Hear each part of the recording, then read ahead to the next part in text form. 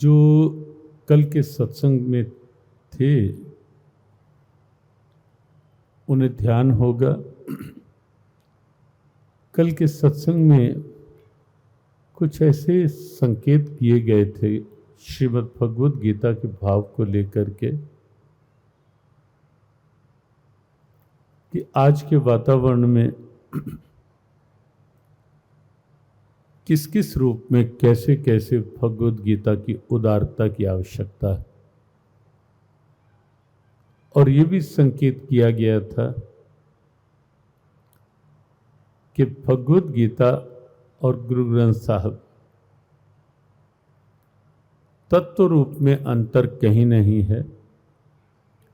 आवश्यकता है इस ढंग के जो उदार मना संत हैं, खुला विचार करने वाले संत हैं, वो उस तत्व को सही रूप में समाज के समक्ष लाएं कि किस प्रकार से यदि भगवद गीता ने भक्त का पहला लक्षण बताया अद्वेष्टा सर्वभूतानां, सब प्राणियों में द्वेष रहित सोच, किसी के प्रति ईर्ष्या नहीं, द्वेष नहीं, वैर नहीं, कोई आवेश नहीं, सबके प्रति समभाव सद्भाव। तो भगवान ने पहला लक्षण बताया अद्वेष्टा सर्वभूतानां, मन में किसी के लिए द्वेष न रखो।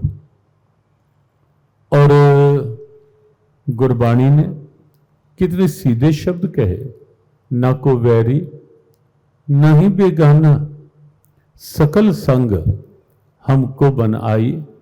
और जो बाबा जी ने कहा कि होली होली, पिछली बातें पीछे, कुछ नया जीवन में करने का संकल्प, नए वर्ष का मतलब कुछ नया करने का उत्साह, कुछ नया करने का विश्वास।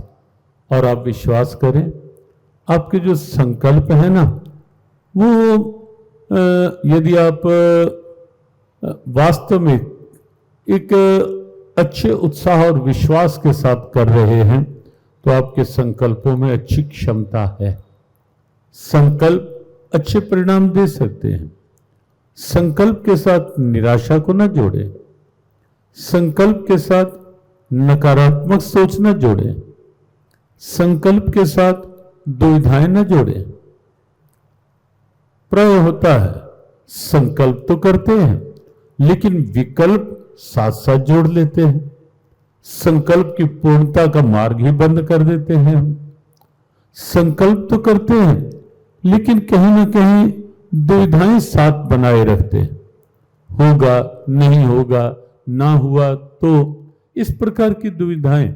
लेकिन जब संकल्प दुविधा रहित होता है, जब संकल्प संशय रहित होता है, जब संकल्प के साथ निराशा नहीं होती, तो आप निश्चित समझें कि वो संकल्प अच्छे परिणाम देता है, निश्चित रूप से देता है। तो बाबा जी ने कहा कि पुरानी स्थितियां पीछे छोड़े, नए साल का मतलब कुछ नए संकल्प, कुछ नया उत्साह, कोई नया कुछ करने का विश्वास, कुछ नए करने की भावना अंदर जगाएं। और उसी भाव के साथ आप गुरबाणी में देखें, बिसर गई सब तात पर आई, कब से? जब से साध संगत में पाई, जब से मुझे सत्संग मिल गया, जब से मैंने सत्संगति पाली, उसके बाद से बिसर गई सब तात पर आई, जब ते साध संगत में पाई। ना को वैरी ना ही बेगाना, सकल संग हमको बनाई। ये ग्रंथ ऐसी प्रेरणा देते हैं, ये ग्रंथ ऐसी प्रेरणाओं के लिए ही तो हैं कि जाति अलग हो सकती है, वर्ग अलग हो सकता है, वर्ण अलग हो सकते हैं, रंग अलग हो सकते हैं, स्थान अलग हो सकते हैं, कहीं ना कहीं कुछ क्षमताएं अलग हो सकती हैं, कुछ योग्यताएं अलग हो सकती हैं, रूप अलग हो सकते हैं, कहीं ना कहीं प्रारब्ध अलग हो सकती है, ये सब स्थितियां अलग हो सकती हैं, लेकिन एक बात तो निश्चित है ना कि चेतना सबके अंदर एक है, आत्मा सबके अंदर एक है, परमात्मा की ज्योत सबके अंदर एक है। वहां कोई भेदभाव नहीं है, वहां भिन्नता नहीं है, वहां कुछ अलग अलग नहीं है, और इसीलिए सब में रम रहो प्रभ एको। भगवद गीता ने जो बार बार संकेत किया कि ईश्वर सर्वभूतानां हृदय अर्जुन तिष्ठति, हे अर्जुन, ईश्वर सब प्राणियों के हृदय में एक रूप में एक समान निवास करता है।